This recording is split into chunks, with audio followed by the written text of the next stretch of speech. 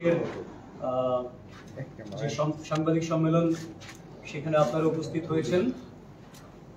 আপনাদের আজকে এই সাংবাদিক সম্মেলনে সম্বোধন করার জন্য আমাদের মধ্যে উপস্থিত রয়েছেন ভারতীয় জনতা পার্টি ত্রিপুরা প্রদেশের মাননীয় রাজ্য সভাপতি তথা লোকসভা নির্বাচন প্রবন্ধন কমিটির মাননীয় চেয়ারম্যান শ্রী রাজীব ভট্টাচার্য মহোদয়।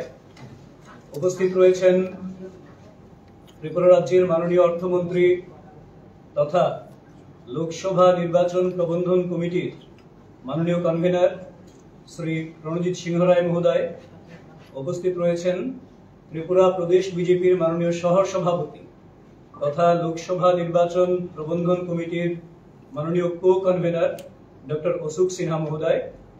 তো আমি আপনাদের সবাইকে স্বাগত জানিয়ে অনুরোধ জানাচ্ছি আমাদের মাননীয় রাজ্য সভাপতি তথা লোকসভা প্রবন্ধন কমিটির মাননীয় চেয়ারম্যান শ্রী রাজীব ভট্টাচার্য মহোদয়কে আজকের এই সাংবাদিক সম্মেলনে আপনাদেরকে সম্বোধন করার জন্য।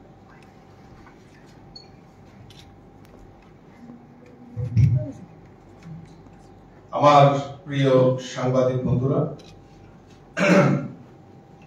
আজকের এই সাংবাদিক সম্মেলনে আমার সঙ্গে উপস্থিত রয়েছেন আমাদের ভারতীয় জনতা পার্টির এই নির্বাচন পরিচালনা কমিটির কনভেনার রাজ্যের মন্ত্রী শ্রী প্রণজিৎ সিংহ রায় মহোদয়। উপস্থিত রয়েছেন ভারতীয় জনতা পার্টির সহ সভাপতি এবং এই নির্বাচন পরিচালনা কমিটির co convener doctor Ashok Sinha এবং আমাদের যে মুখ্য প্রবক্তা আদরণীয় শ্রী সুব্রত চক্রবর্তী মহোদয় এবং এখানে যারা আমার সাংবাদিক বন্ধুরা উপস্থিত হয়েছে, আমি প্রত্যেককে আন্তরিকভাবে অভিনন্দন এবং শুভেচ্ছা জানাচ্ছি। আমরা মূলত আজকের এই প্রেস কনফারেন্স ডাকার মূল উদ্দেশ্য হলো যে আমরা সবাই জানি যে এই যে কংগ্রেস এবং সিপিএম এই রাজ্যের বুকে তাদের যে অশুভ আতাত, তার অপরাধ নামা, তারা কি কি অপরাধ করেছে বিগত দিনে এবং তারা মানুষকে বিভ্রান্ত করে এই রাজ্যের বুকে রাজনীতি করার প্রয়াস করছে, সেটাকে জনসমক্ষে নিয়ে যাওয়ার জন্যই আজকের এই প্রেস কনফারেন্সের আমরা আহ্বান করেছি। আমরা সবাই জানি যে স্বাধীনতার পর থেকে এই ভারতবর্ষে কংগ্রেসের একটা বিরাট শাসন ব্যবস্থা, প্রায় দীর্ঘ 60 বছর কংগ্রেস এই ভারতবর্ষে শাসন ক্ষমতায় ছিল। আর এই শাসন ক্ষমতায় থাকার পর সবচেয়ে যদি উপেক্ষিত হয়ে থাকে আজকে আমাদের এই উত্তর পূর্বাঞ্চলকে সেই কংগ্রেসের সময় উপেক্ষিত করেই সেখানে এই কংগ্রেসের রাজত্ব এবং তুষণ এবং কুসামত রাজনীতি করার প্রয়াস দীর্ঘ 60 বছর এই কংগ্রেসীরা করেছে। বিভাজনের নীতি প্রয়োগ করে উত্তর পূর্বাঞ্চলকে অবহেলা করা হয়েছে। শুধুমাত্র ভোট ব্যাংকের রাজনীতির স্বার্থে আসামের জনসংখ্যার পরিবর্তন থেকে শুরু করে মিজোরামে এয়ার রেক পর্যন্ত কংগ্রেসের হাত। এই কংগ্রেস বিভাজনের রাজনীতি করে উত্তর পূর্বাঞ্চলকে বারবার রক্তাক্ত করে তুলেছে। সেটা আমাদের কাছে একটা বড় ইতিহাস আমাদের কাছে রয়েছে। শুধু তাই নয়, বিভিন্ন সময় এই কংগ্রেস উত্তর পূর্বাঞ্চলকে তাদের দুর্নীতির আগ্রা হিসাবে আমরা এই উত্তর পূর্বাঞ্চলের মানুষ সেটা জানি। অরুণাচলের হাইড্রো পাওয়ার কেলেঙ্কারি, আসামের এপিএসসি কেলেঙ্কারি,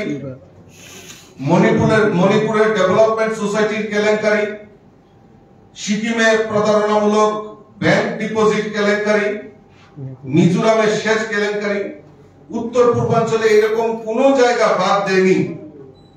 তারা এইভাবে উত্তর পূর্বাঞ্চলকে উপেক্ষিত করে কংগ্রেস দীর্ঘদিন দেশের বাইরে বিভাজনের রাজনীতি করেছেন।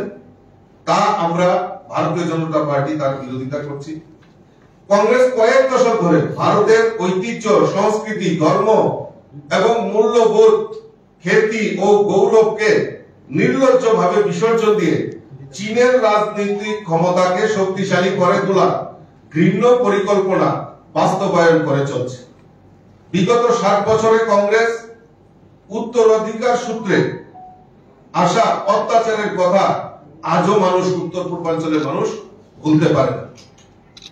আসামে একাধিক বোমা হামলা থেকে শুরু করে মণিপুরে একাধিক ভুয়ো এনকাউন্টার, ত্রিপুরাতে উজান ময়দানের মতো কুখ্যাত ঘটনা এবং বারবার এই উত্তর পূর্বাঞ্চলের মধ্যে ত্রিপুরা রাজ্যের বৈরী সন্ত্রাসকে প্রাধান্য দিয়ে কংগ্রেস সেই সময় রাজনীতি করেছে। আর একটাই তাদের উদ্দেশ্য, সেটা হলো বিভাজনের রাজনীতি।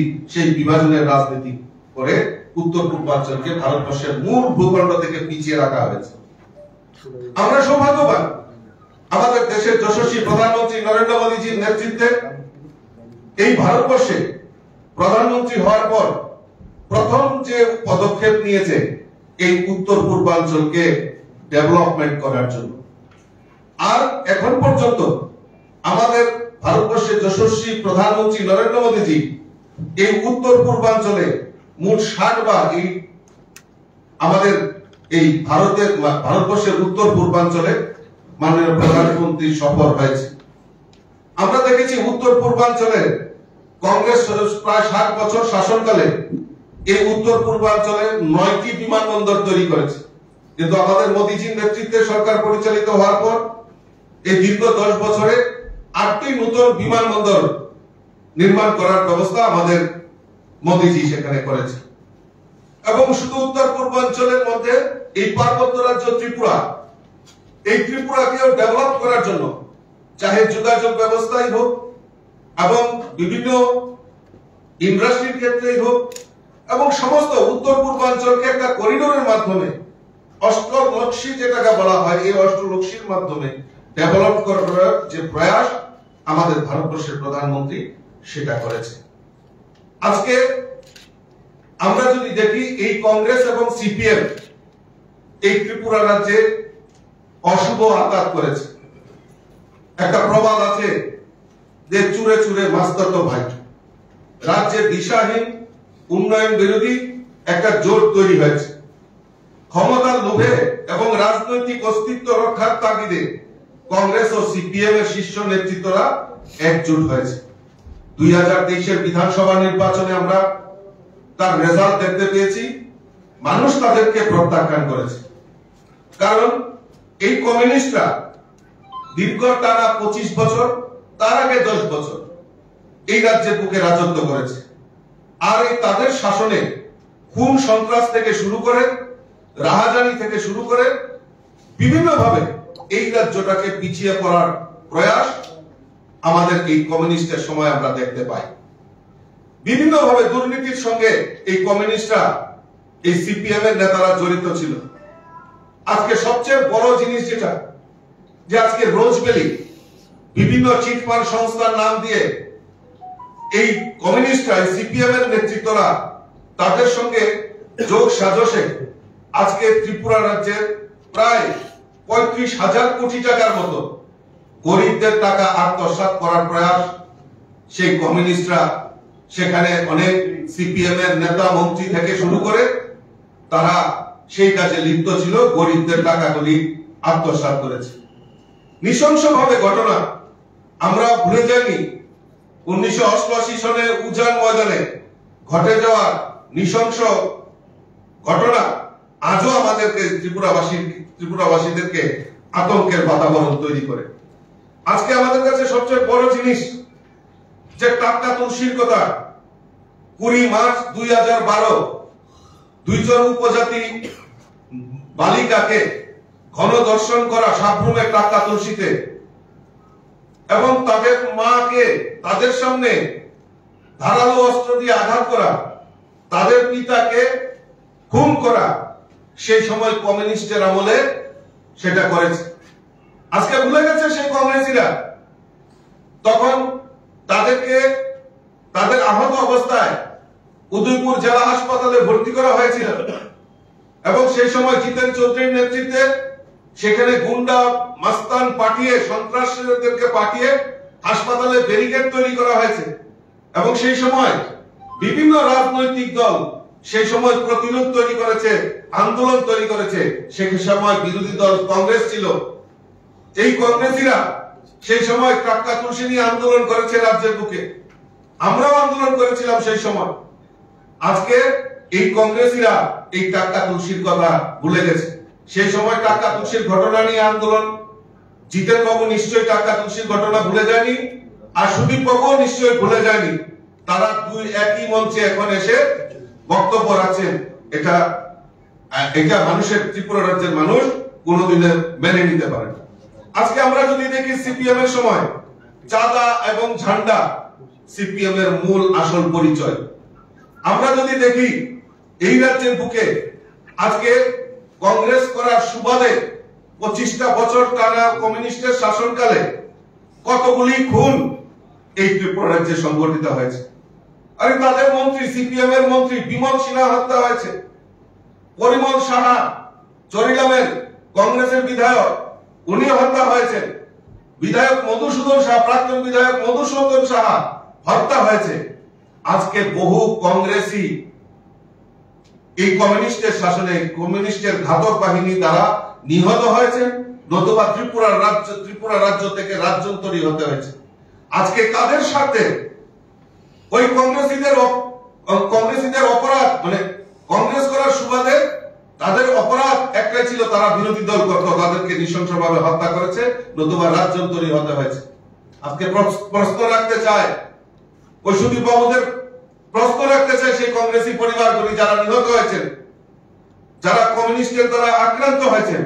আজকে তাদের কাছে প্রশ্ন রাখতে চায় যে কাদের সাথে তারা ওই রাজনৈতিক আতা সিপিএম এর লেজর বৃদ্ধি করার জন্য তারা একযুগে এক জায়গায় আজকে রাজনৈতিক নির্বাচনে লড়াই করছে, তার ইতিহাসটা আমরা ভুলে যাইনি। আমাদের এই রাজ্যে শ্যাম হরি শর্মা সেই সময় জুন পিরিয়ডের সময় নৃশংসভাবে ওনাকে হত্যা করা হয়েছিল, উপনির্বাচনে উনি প্রার্থী হয়েছিলেন। আমরা ভুলে যাইনি চাঁদ মোহন ত্রিপুরা, আমাদের ভিলেজ কমিটির একজন নির্বাচিত জনপ্রতিনিধি, এই কমিউনিস্টের ঘাতক বাহিনীরা নৃশংসভাবে হত্যা করেছে।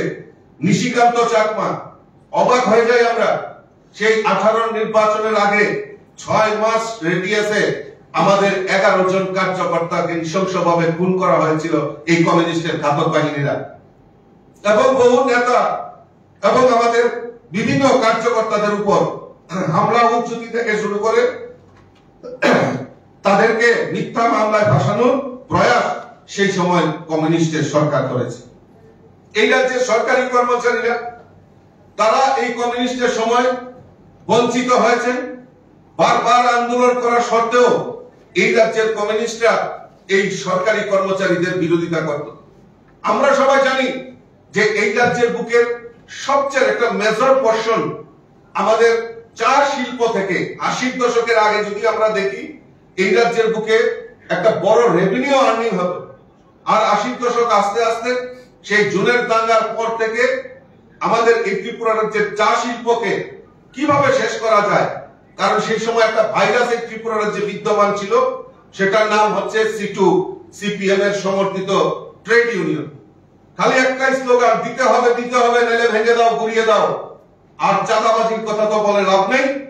এই শ্রমিকদেরকে লেলিয়ে এই কমিউনিস্টরা সেই সময় সিটুর নাম দিয়ে এই রাজ্যের বুকে কম অত্যাচার করেনি।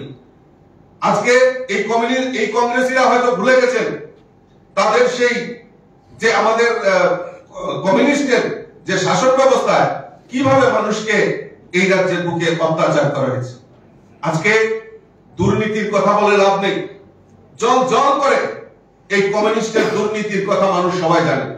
আমি তো প্রথমেই বলেছিলাম যে চিটফান্ডের কথা, নতুন করে আরো অনেক আমাদের সামনে তুলে এসেছে। প্রাক্তন মন্ত্রী কমিউনিস্টের সময়ে বাদল চৌধুরী এবং প্রাক্তন মুখ্য সচিব যশপাল সিং, প্রাক্তন ইঞ্জিনিয়ার, চিফ ইঞ্জিনিয়ার সুশীল ভৌমিক, তারা প্রায় 600 কোটি টাকার পিডব্লিউডি যে ঘোটালা, সেখানে তারা ঘোটালা করে এই রাজ্যের উন্নয়নের টাকা আত্মসাৎ করেছে, সেটা মানুষ ভুলে যায়। আজকে আমাদের এই রাজ্যে সিপিএম এর আমলে আপনারা সবাই জানেন যে বিশাল করে সেই ভানুলাল সাহা প্রাক্তন মন্ত্রী, উনার নেতৃত্বে সেই সময় তাদের উনার আশীর্বাদ মদত পুষ্ট সিপিএম এর নেতা অমল চক্রবর্তী, উনার ভাই বিমল চক্রবর্তী তৎকালীন সময়ে বিশালগড়ের ভিডিও ছিল প্রায় 170 কোটি টাকার কেলেঙ্কারির সঙ্গে সেই বিশালগড়ের ভিডিও জড়িত ছিল। আমরা যদি দেখি শুধু এই কমিউনিস্ট নয়, এই কংগ্রেসের সময় আজকে এই ত্রিপুরা রাজ্যে দুর্নীতি হয়েছে। প্রাক্তন মুখ্যমন্ত্রী সেই সময়কার কংগ্রেসের জোট পিরিয়ডের স্বর্গীয় সুধীর রঞ্জন মজুমদার, আর সেই সময় স্বাস্থ্যমন্ত্রী ছিলেন কাশিরাম রিয়া, উনাদের যোগ সাজসে এমবিবিএস, যে আমাদের রাজ্যের ছেলে মেয়েদের যেখানে এমবিবিএস পড়ার সেই কেলেঙ্কারি তালিকা ত্রিপুরা রাজ্যের নাম উজ্জ্বল করে সেই সময় হয়েছিল। আজকে জিনেট, বেসরকারি সংস্থা জিনেট, এত বড় যে হসপিটাল, জিনেটকে এই কমিউনিস্টের সময় জিনেটকে ডেকে এনে মালিককে 5 কোটি টাকা ঋণ দিয়েছিল এই রাজ্য সরকার। পরে সেই জিনেট এখান থেকে যখন পলায়ন করেন, রাজ্য সরকার সেই ঋণ পরিশোধ করেন এবং তার সঙ্গে কারা কারা জড়িত সেটা বিশদভাবে ত্রিপুরা রাজ্যের মানুষ জানে। আমি আপনাদের কাছে একটা তুলে ধরছি যে আমাদের এই কমিউনিস্টরা, আমরা দেখছি ইদানিং উনারা ভোট চাইছেন, উনারা বলছেন সংবিধান, গণতন্ত্র, ধর্মনিরপেক্ষতা রক্ষার স্বার্থে আসন্ন লোকসভা নির্বাচনে প্রার্থীদেরকে ভোট দেওয়ার জন্য। কিসের গণতন্ত্র, কিসের সংবিধান, কিসের ধর্মনিরপেক্ষতার কথা ওনারা দোহাই দেন? ওনাদের যে বাইলো, ওনাদের বাইলোতে রয়েছে কি লিখেছেন? It's aim is the socialism and communism through the establishment of the state of dictatorship. যদি ডিক্টেটরশিপ যদি চালু করে তাহলে উনারাই তো এই সংবিধান পরিবর্তনের কথা উনাদের বাইলোতে বলা হয়েছে। তাহলে কিসের সংবিধান যে আর গণতন্ত্র, আর তা তো ধূলিসাৎ যাবে এই কমিউনিস্টের শাসনে, তাদের বাইলোতে উল্লেখ করা আছে। আর ধর্ম নিরপেক্ষতার কথা উনারা বলছেন, ধর্মনিরপেক্ষতার সংজ্ঞা উনারা দিতে পারবেন না, কারণ সেই সময় সংবিধান পরিবর্তনের জন্য তাদের বাইলতে সেটা রয়েছে। আজকে সুদীপ বাবুরা ভুলে গেছেন, এই কংগ্রেসীরা, এই আমাদের যারা কমিউনিস্টরা, তারা আজকে কংগ্রেসের সঙ্গে আঘাত করেছে, ভুলে গেছেন তারা। আজকে দিল্লি দেশের কথা 28 জানুয়ারি 2003 আমাদের কাছে কাটিং রয়েছে, সেখানে কি লিখেছেন? দুষ্মন্ত নারায়ণ পাড়ায় কংগ্রেস এনএলএফটির পরিকল্পিত গণহত্যার বিরুদ্ধে।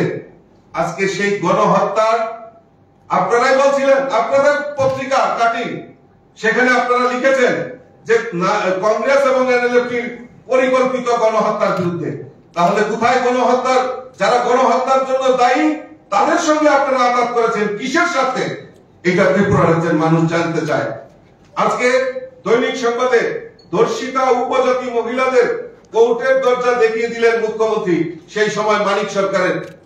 এটা আমাদের কথা নয়, আমাদের কথা নয়। আজকে এখানে উল্লেখ করা আছে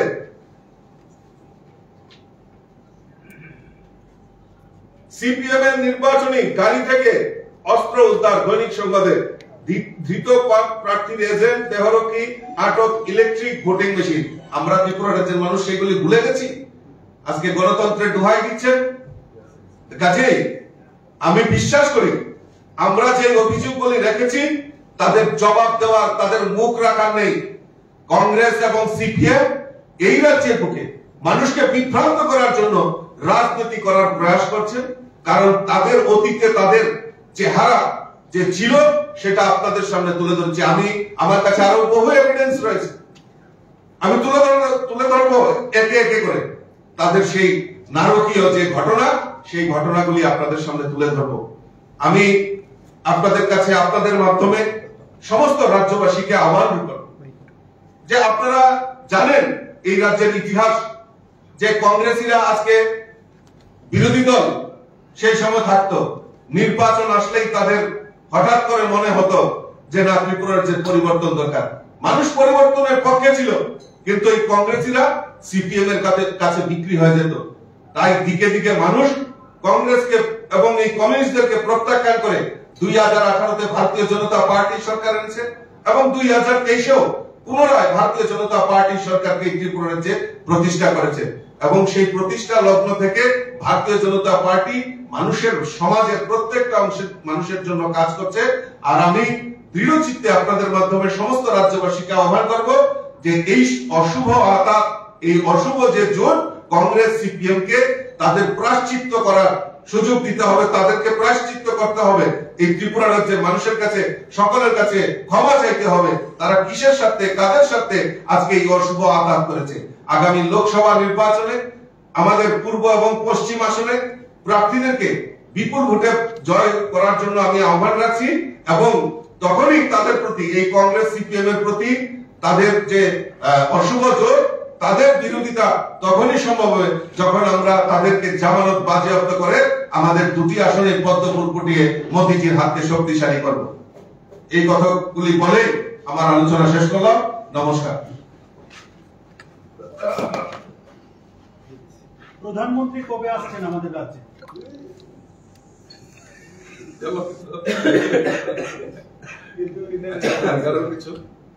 এটা সময় মতো আপনাদের কাছে পৌঁছে দেওয়া।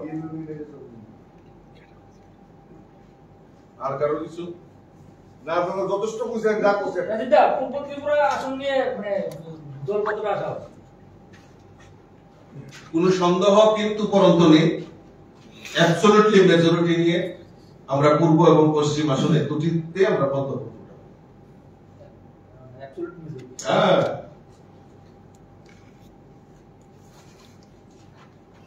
কারণ আমাদের কাছে শক্তি আরো বৃদ্ধি হয়েছে, কারণ আইপিএফটি, বিজেপি এবং আইপিএফটি সরকার চলছিল, এখন আমাদের কাছে প্লাস হয়েছে যারা বিরোধী দল ছিল, আজকে বিরোধী দলও ভারতীয় জনতা পার্টির শরিক দলে সামিল হয়েছে, ত্রিপুরা মধ্যে ভারতীয় জনতা পার্টির সঙ্গে সামিল হয়েছে।